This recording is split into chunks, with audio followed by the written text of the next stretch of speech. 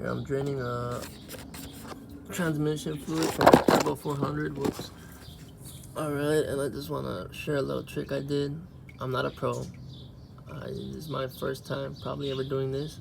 From here this far back, I unloosened the bolts and just little by little until they started dripping, and because I do not have the proper equipment, so I want to avoid a mess as much as possible. I put a cardboard in the bottom. So far it's been doing really good. I'm not making a mess. It's catching everything slowly but surely. It's been already 30 minutes or less, but I just opened it enough where it started pouring out like you see it now in the front. My idea is let it do its thing to avoid as much mess as possible. If you were wondering how to do it at home, it's my first time doing it, and so far it's working good.